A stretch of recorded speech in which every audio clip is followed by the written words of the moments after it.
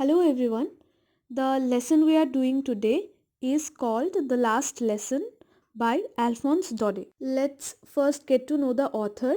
So, as I said, story tour author Alphonse Daudet was a French novelist and a short story writer. তেওঁ এজন French নভেলিষ্ট আৰু short story writer মানে চুটি গল্পৰ লিখক আছিল। The last lesson is set in the days of the Franco-Prussian War in which France was defeated by Prussia led by Bismarck.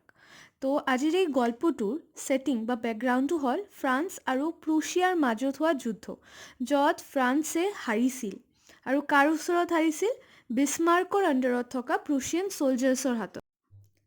Prussia then consisted of what now are the nations of Germany, Poland and parts of Austria. So ইয়াত প্ৰুছিয়া বুলি কওঁতে বৰ্তমানৰ তিনিটা ঠাইক মিলি বুজাইছে। ঠাইকেইখন হ'ল Germany, Poland আৰু অষ্ট্ৰিয়াৰ কিছু অংশ। In this story, the French districts of Alsace and Lorraine have passed into Prussian hands. So, এই যুদ্ধত জিকাৰ পিছত এলছেক আৰু লৰেইন নামৰ ফ্ৰান্সৰ ঠাই দুখন কিন্তু প্ৰুছিয়ান ছলজাৰ্ছে দখল কৰি লৈছিল আৰু এই ষ্টৰিটোত আমি সেইটোৰ বিষয়ে পাওঁ। Now, let's understand the background of the story. The story here is narrated by a little boy named Franz. এই লাষ্ট লেসন চেপ্টাৰটোত গল্পটো নেৰেট কৰিছে মানে গল্পটো কৈছে ফ্ৰান্স নামৰ এজন সৰু ল'ৰাই। He is not a big fan of studying French and is also afraid of his teacher M. Hamel. ফ্ৰান্সে ফ্ৰেঞ্চ পঢ়ি ইমান এটা ভাল নাপায় আৰু ফ্ৰেঞ্চ টিচাৰ এম হেমেলকো ভয় কৰে। The problem arises when Berlin orders that German, not French, should be taught in Alsace and Lorraine. So প্ৰব্লেমটো ষ্টাৰ্ট হ'ল যেতিয়া বাৰ্লিনৰ পৰা অৰ্ডাৰ আহিল যে এতিয়াৰ পৰা এলছেক আৰু লৰেইনৰ স্কুলবোৰত জাৰ্মান ভাষা শিকোৱা হ'ব ফ্ৰেঞ্চৰ সলনি। The chapter is about M. Hammel's last day at school. He is sad as French won't be taught anymore. চেপ্টাৰটোত আমি এম হেমেলৰ লাষ্ট ফ্ৰেঞ্চ লেচনৰ কথা পঢ়িম। ইমান বছৰ তাত ফ্ৰেঞ্চ শিকোৱাৰ পিছত আজিৰ দিনটোত তেওঁ বৰ ছেড আৰু ইম'চনেল হৈ পৰিছে। Even though it's clear that the students won't learn French in the future, M. Hamel insists on giving one last lesson, showing how important it is to hold on to your language and culture. যদিও চেপ্টাৰটোত আমি পাওঁ যে ষ্টুডেণ্টছবিলাকে আৰু French শিকাৰ সুযোগ নাপায় ফিউচাৰত, কিন্তু এম হেমেলে তেওঁৰ লাষ্ট লেচনটো পূৰা ডেডিকেশ্যন দি পঢ়াইছে আৰু ষ্টুডেণ্টছবোৰক বুজাইছে যে নিজৰ লেংগুৱেজ আৰু কালচাৰটো ধৰি ৰখা কিমান দৰকাৰ। The story shows how language connects with our emotion and national pride. গল্পটোত আমি পাওঁ যে ভাষা কেনেকৈ আমাৰ ইম'শ্যনছবোৰৰ লগত আৰু আমাৰ ৰাষ্ট্ৰীয় গৌৰৱৰ লগত জড়িত। Now, let's get to the text. I started for school very late that morning. মই সিদিনা স্কুলৰ কাৰণে বহুত দেৰিকৈ ওলাইছোঁ। ইয়াত আই বা মই বুলি কওঁতে ফ্ৰান্সক বুজাইছে। And was in great dread of scolding, especially because M. Hamel had said that he would question us on participles. আৰু স্কুলত গৈ গালি খাম বুলি বহুত ভয়ো লাগি আছিল। কিহৰ কাৰণে? বিকজ এম হেমেল মানে সিহঁতৰ ছাৰ এম হেমেলে পাৰ্টিচিপেলছৰ ওপৰত কিছুমান কুৱেশ্যন শিকি আহিব দিছিলে। বাট ফ্ৰান্সে পাৰ্টিচিপেলছৰ পিটোও নাজানে। Moment I thought of running away and spending the day out of doors. চ' অলপ সময়ৰ কাৰণে ফ্ৰান্সে ভাবিছে যে স্কুলত নগৈ দিনটো আউট অফ ড'ৰ্ছ মানে বাহিৰতে কটাই দিব। It was so warm, so bright. The birds were chirping at the edge of the woods and in the open field back of the sawmill, the Prussian soldiers were drilling. দিনটো ধুনীয়া bright মানে উজ্জ্বল হৈ আছিল। Basically কৈছে যে ধুনীয়াকৈ ৰ'দ দিছে, চৰাইবিলাক গছৰ এজ মানে কানিত বহি মাতি আছে আৰু চ' মানে কাঠৰ বস্তু কটা মিলৰ পিছফালে প্ৰুছিয়ান ছলজাৰ্ছবিলাকে ড্ৰিল কৰি আছে বা মাৰ্চ কৰি আছে মানে মিলিটাৰী ট্ৰেইনিং চলি আছে আৰু।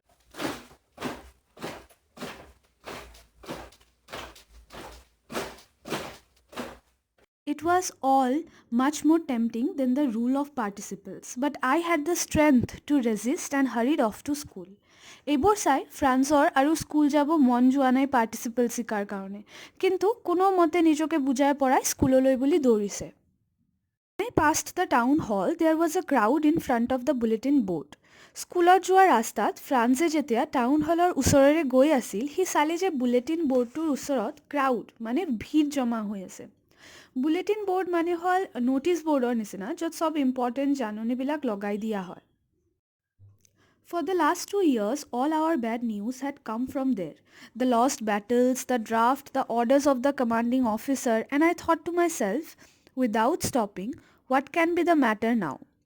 ফ্ৰান্সে কৈছে যে লাষ্ট 2 বছৰৰ পৰা এই বুলেটিন বৰ্ডত অকল বেড নিউজে দেখা গৈছে, যেনে ফ্ৰান্সে কোন কোন বেটেল মানে যুদ্ধত হাৰিছে, নতুন কমাণ্ডিং অফিচাৰে কি অৰ্ডাৰ দিছে এটচেট্ৰা এটচেট্ৰা। আৰু সি মনে মনে ভাবিলে যে আজি যে কি নতুন নিউজ ওলাইছে। Then, as I hurried by as fast as I could go, the blacksmith watcher who was there with his apprentice reading the bulletin called after me, "Don't go so fast, boy. You will get to school in plenty of time." Bulletin বৰ্ডটোৰ ওচৰত ৱাচাৰ নামৰ এটা ব্লেকস্মিথ মানে কমাৰ আৰু তেওঁৰ এপ্ৰেণ্টাইজ বা হেল্পাৰ বা কৰ্মচাৰীজনো আছিল।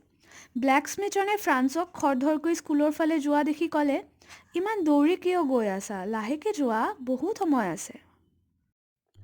I thought he was making fun of me and reached M. Hamel's little garden all out of breath.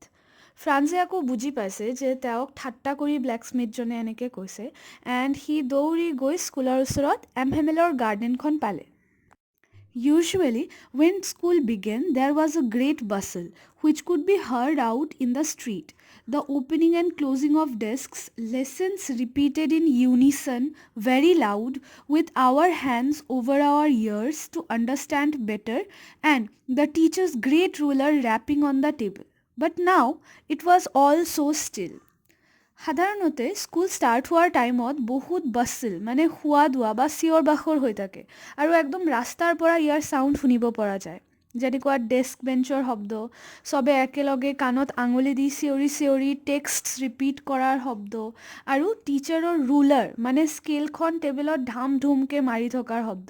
কিন্তু আজি সকলো একদম চুপচাপ।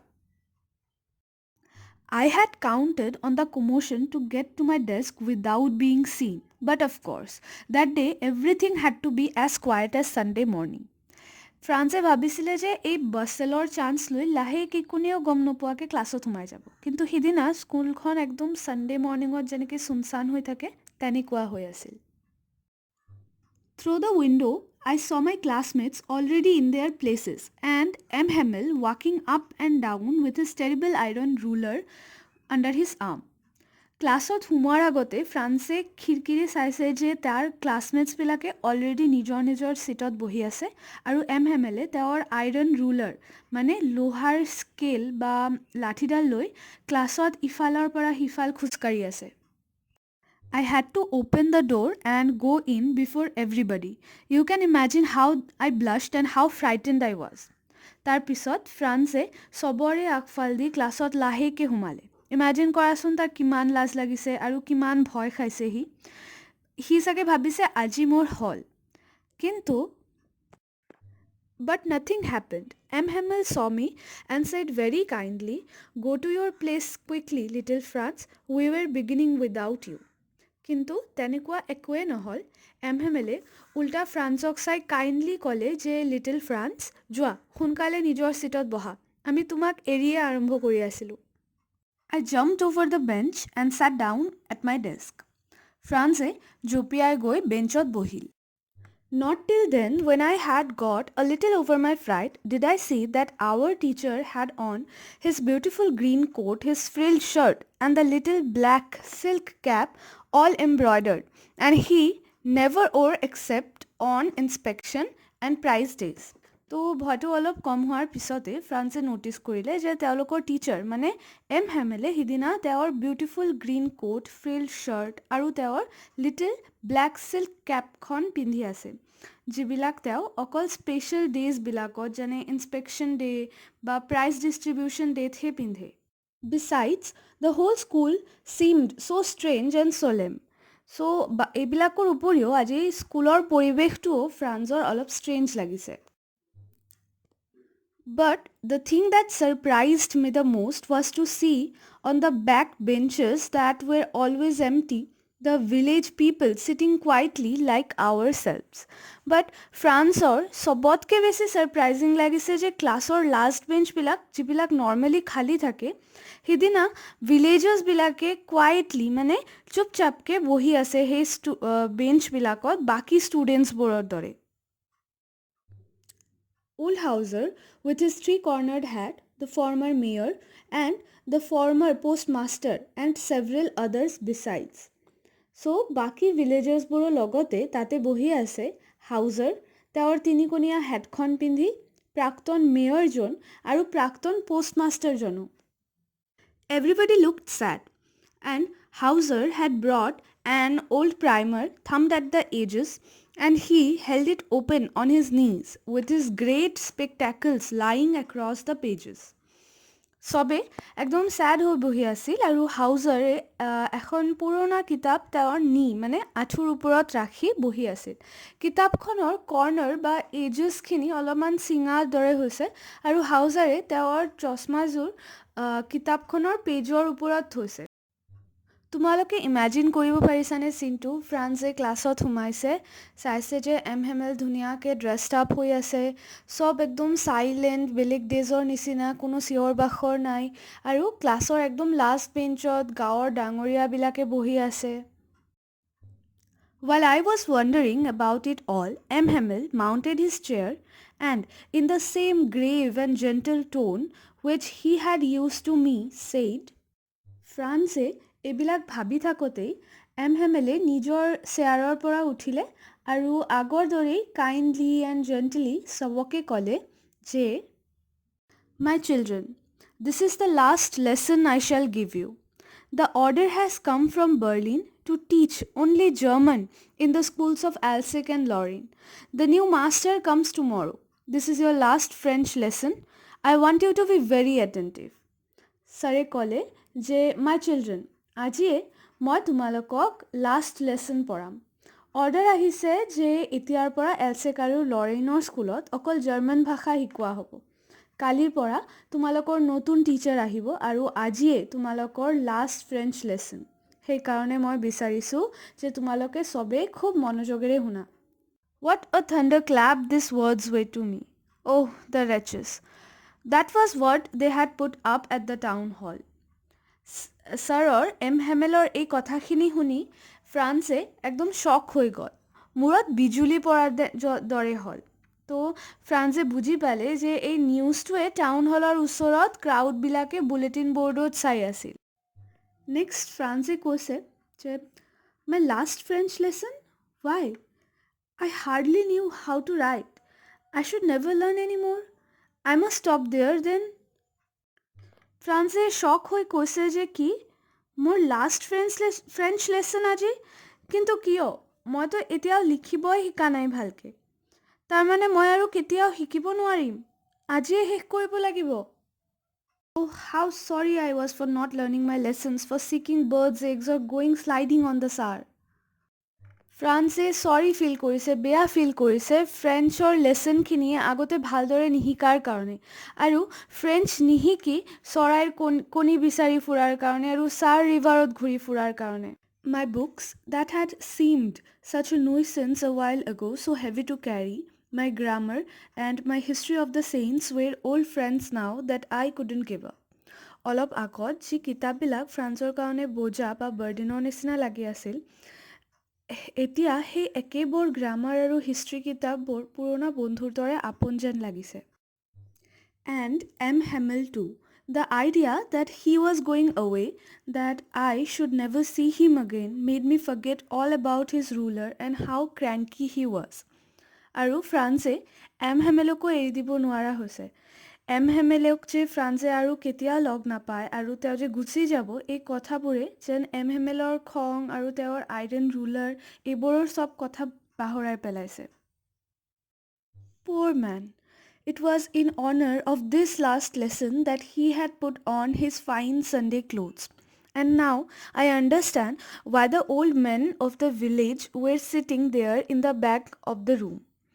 ফ্ৰান্সে বুজি পাইছে যে আজিৰ লাষ্ট লেচনৰ অনাৰ বা সন্মানতে ছাৰে তেওঁৰ বেষ্ট কাপোৰবোৰ পিন্ধিছে আৰু ভিলেজৰ মানুহবোৰো বেক বেঞ্চেছবিলাকত এই কাৰণতে বহি আছে। It was because they were sorry too that they had not gone to school more. It was their way of thanking our master for his 40 years of faithful service and of showing their respect for the country that was theirs no more. ভিলেজাৰ্ছবোৰে ফ্ৰান্সৰ নিচিনাই দুখিত যে তেওঁলোকে ফ্ৰেঞ্চটো ভালকৈ নিশিকিলে আৰু আজি last লেচনৰ দিনটোত স্কুলত আহি তেওঁলোকে এমহেমেলৰ 40 বছৰৰ শিক্ষকতাৰ আৰু তেওঁৰ দেশৰ প্ৰতি যিটো কণ্ট্ৰিবিউশ্যন আছে তাক সন্মান বা ৰেচপেক্ট জনাইছে। গতিকে আমি গম পালোঁ যে এমহেমেলে এই স্কুলত 40 বছৰৰ পৰা শিক্ষকতা কৰি আছে। While I was thinking of all this, I heard my name called. It was my turn to recite. আৰু ফ্ৰান্সে এইবোৰ ভাবি থাকোঁতেই তেওঁৰ নামটো মাতা শুনিলে। এইবাৰ ফ্ৰান্সে পাৰ্টিচিপেলছৰ ৰুলকেইটা ৰিচাইট কৰিব লাগিব। What would I not have given to be able to say that dreadful rule of participles all through, very loud and clear and without any mistake. ফ্ৰান্সে ভাবিছে যে মই লাউড এণ্ড ক্লিয়াৰকৈ উইদাউট এনি মিষ্টেক ক'ব বিচাৰোঁ ৰুলছকেইটা, কিন্তু but I got mixed up on the first word and stood there holding on to my desk, my heart beating and not daring to look up. মনত আছে না ফ্ৰান্সে কৈছিল সি পাৰ্টিচিপেলছৰ পিটোও নাজানে, চ' সি যেতিয়া ক'ব ধৰিলে ফাৰ্ষ্ট ৱৰ্ডটোতে মিষ্টেক হৈ গ'ল আৰু সি তাতে লাজতে ভয়তে ডেস্কখন ধৰি থিয় হৈ থাকিল। I heard M. Hamel say to me, I won't scold you, little France. You must feel bad enough. M. Hamele কিন্তু ফ্ৰান্সে এনচাৰবিলাক দিব নোৱাৰাৰ কাৰণে গালি নাপাৰিলে। তেওঁ ক'লে যে মই তোমাক স্কোল্ড মানে গালি নাপাৰোঁ লিটল ফ্ৰান্স, তোমাৰ নিশ্চয় অলৰেডি বহুত বেয়া লাগি আছে। See how it is. Every day we have said to ourselves, bah, I have plenty of time. I'll learn it tomorrow. চোৱাচোন কেনেকুৱা হ'ল, সদায় আমি নিজকে কওঁ যে আৰে মোৰ ওচৰতো বহুত সময় আছে, এইটো মই কালি শিকি ল'ম, আৰু এতিয়া চোৱাচোন আমি কি ছিটুৱেশ্যনত আহি পাইছোঁ। That's the great trouble with ALSEC. She puts off learning till tomorrow. এমহেমেলে কৈছে যে এলছেকৰ এইটোৱে চবতকৈ ডাঙৰ প্ৰব্লেম, মানে ইয়াত এলছেকৰ মানুহবোৰৰ কথা বুজাইছে আৰু কৈছে যে ইয়াত মানুহে লাৰ্ণিংছবিলাক বা শিকাৰ বস্তুবিলাক চব কালিৰ কাৰণে থৈ দিয়ে। Now, those fellows out there will have the right to say to you, how is it you pretend to be Frenchmen and yet you can neither speak nor write your own language? এমহেমেলে কৈছে যে এতিয়া those fellows out there মানে বাহিৰত থকা Prussian ছ'লজাৰ্ছবিলাকে তোমালোকক ক'ব যে তোমালোকে নিজে নিজক ফ্ৰেঞ্চমেন বুলি কোৱা আৰু নিজৰ ভাষাটো নাতো ক'ব পাৰা নাতো লিখিব পাৰা, এইটো কেনেকুৱা কথা হ'ল? But you are not the worst, poor little France. We have all a great deal of reproach ourselves with.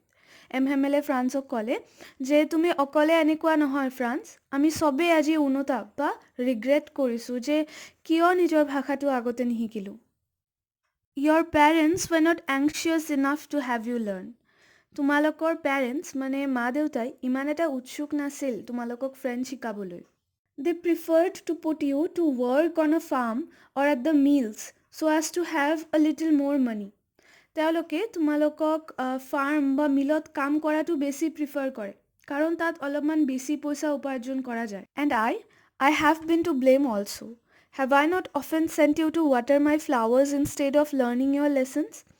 আৰু মোৰো ভুল আছে। এমহেমেলে কৈছে যে কেতিয়াবা তোমালোকক মই লেচনখিনি পঢ়া বাদ দি ফুলগছত পানী দিব পঠোৱা নাছিলোঁ জানো? And when I wanted to go fishing, did I not just give you a holiday?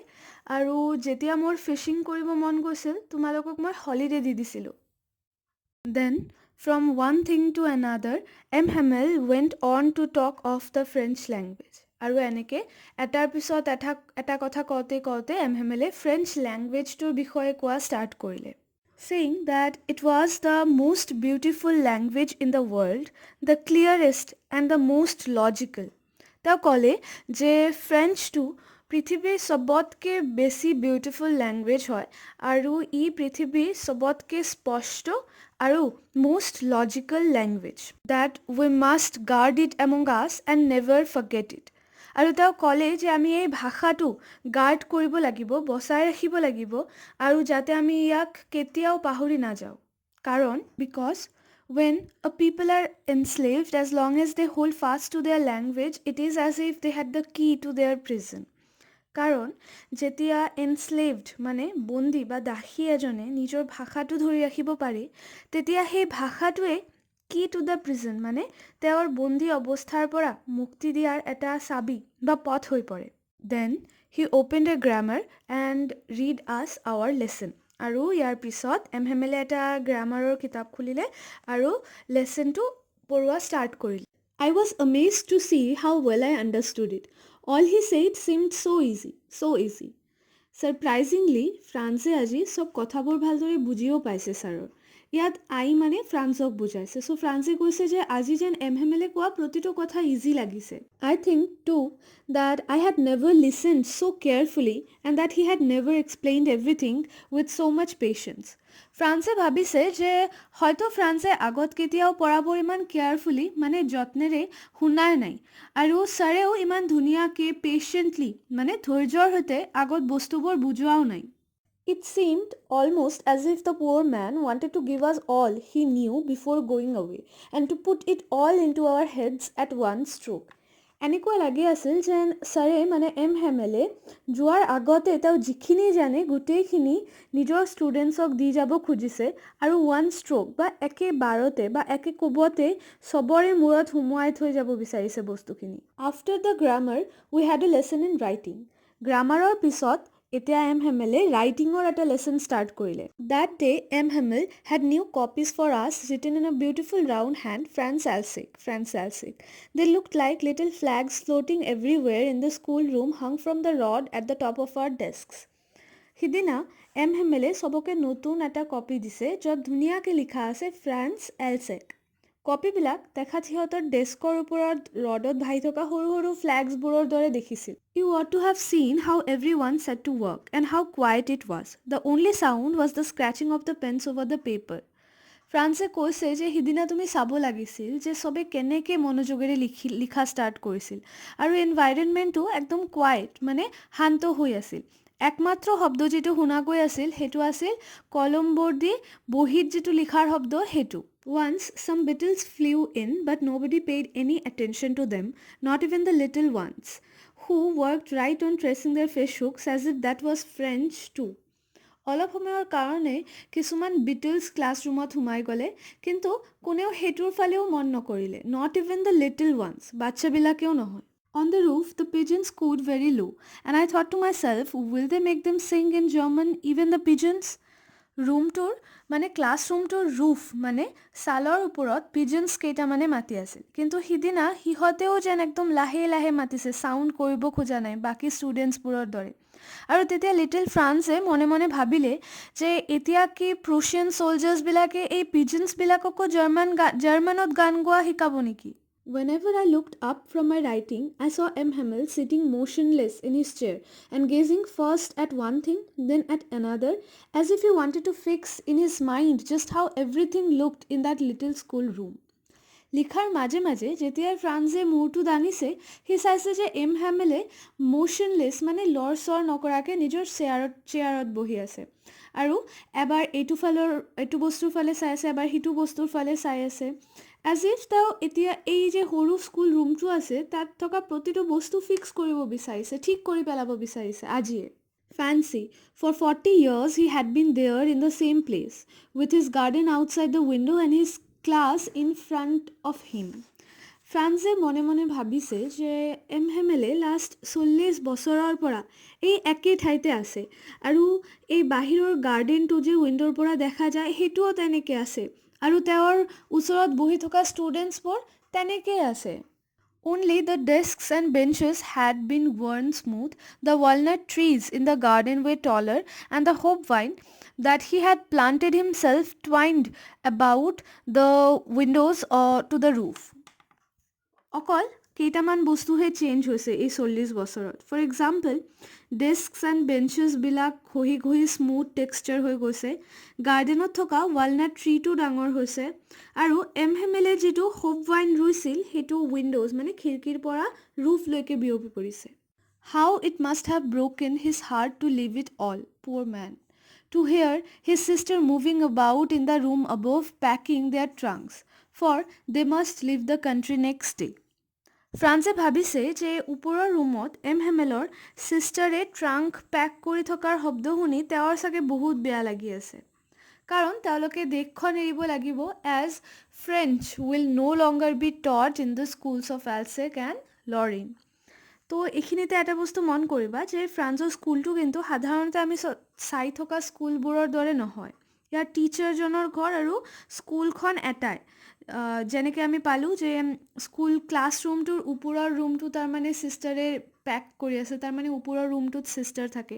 তেনেকৈ অলপ আগত আমি টেক্সটটোত পাইছিলোঁ যে স্কুলৰ গাৰ্ডেনটোক এমহেমেলৰ গাৰ্ডেন বুলি ৰেফাৰ কৰা হৈছে. দেন ফ্ৰান্সে কৈছে but he had the courage to hear every lesson to the very last. মানে এমহেমেলে মন বেয়া হৈ থাকিলেও কিন্তু courageously গোটেই লেসন কেইটা পঢ়াইছে. After the writing, we had a lesson in history and then the babies chanted their ba be bi bo bu. Writing lesson to শেষ হোৱাৰ পিছত এমহেমেলে ষ্টাৰ্ট কৰিলে এটা হিষ্ট্ৰী লেসন আৰু নেক্সট সৰুবিলাকে বা বে বি মানে ফ্ৰেঞ্চৰ যিটো এলফাবেটবিলাক আছে সেইকেইটা চেণ্ট কৰিলে বা উচ্চাৰণ কৰিলে. Down there at the back of the room old Hauser had put on his spectacles and holding his primer in both hands spelled the letters with them. আৰু ক্লাছৰ পিছফালে যে অল্ড হাউজাৰ বহি আছিল তেওঁ নিজৰ চশমাযোৰ পিন্ধি তেওঁৰ প্ৰাইমাৰখন দুহাতেৰে ধৰি বাচ্চাবিলাকৰ লগতে লেটাৰ্ছ কেইটা মানে এলফাবেটছ কেইটা পঢ়িব ধৰিলে. You could see that he too was crying. His voice trembled with emotion and it was so funny to hear him that we all wanted to laugh and cry. হাউজাৰে যেতিয়া পঢ়ি আছিল তেওঁৰ ভইচটো কঁপি আছিল এজ ইফ তেওঁ কান্দি আছে কাৰণ এই লেচনটো কিন্তু তেওঁৰ বাবেও লাষ্ট লেচন আছিল. ফ্ৰান্সে কৈছে যে তেওঁৰ এই কঁপি থকা ভইচটো শুনি এফালে সিহঁতৰ মানে বাচ্চাবিলাকৰ কান্দিব মন গৈছে, আনফালে হাঁহিও ওলাইছে. How well I remember that last lesson. মই যে কিমান ভালকৈ লাষ্ট লেচনটো মনত ৰাখিছোঁ, এনেকৈ ফ্ৰান্সে কৈছে. এইখিনিতে এটা বস্তু চাবা, টেক্সটটো পঢ়ি কিন্তু বুজা গৈছে যে ফ্ৰান্স এটা সৰু ল'ৰা. সি স্কুলত নগৈ ঘূৰি ফুৰিব বিচাৰে, চৰাই চাই ফুৰে আৰু ডাঙৰ মানুহ এজনক কান্দি থকা দেখি ফানি পাইছে. পিজনছবিলাকে জাৰ্মান ভাষা শিকিব লাগিব নেকি ভাবিছে. ন'টিছ কৰিছানে আগত? Now let's get back to the text. All at once the church clock struck 12, then the Angelus. At the same moment the trumpets of the Prussians returning from Dill sounded under our windows. চাৰ্চৰ ঘড়ীটোত 12টা বজাৰ ঘণ্টাটো বাজি উঠিল আৰু এঞ্জেলাছো বাজিল. Angeles হ'ল কেথলিকসকলৰ এটা ভক্তিগীতৰ নিচিনা. আৰু সেই সময়তে খিৰিকীৰ পৰা প্ৰুছিয়ান ছলজাৰ্ছবিলাকে তেওঁলোকৰ ড্ৰিল শেষ কৰি উভতি যোৱাৰ চাউণ্ডটোও আহিল. এমহেমেল stood up, very pale in his chair. My friends, said he, but something choked him. He could not go on. এমহেমেলে চেয়াৰৰ পৰা উঠি থিয় হ'ল আৰু ক'লে মাই ফ্ৰেণ্ডছ. আইখিনি কোৱাৰ পিছতে তেওঁ ইমান ইম'চনেল হৈ গ'ল যে আৰু একো ক'ব নোৱাৰিলে. Then he turned to the blackboard, took a piece of chalk and bearing with all his might he wrote as large as he could Vive la France. Then তেওঁ ব্লেকবোৰ্ডৰ ফালে মূৰ কৰিলে, চকটো হাতত ল'লে আৰু যিমান পাৰে সিমান ডাঙৰকৈ বৰ্ডত লিখিলে ভিভ লা ফ্ৰান্স মানে long live France. Then he stopped and leaned his head against the wall and without a word he made a gesture to us with his hand. School is dismissed, you may go.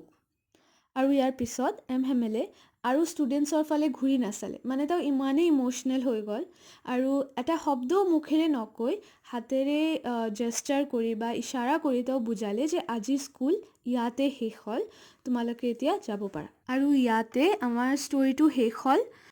ষ্টৰিটো কেনেকুৱা লাগিছে comment কৰি জনাবা. আজিৰ কাৰণে bye bye.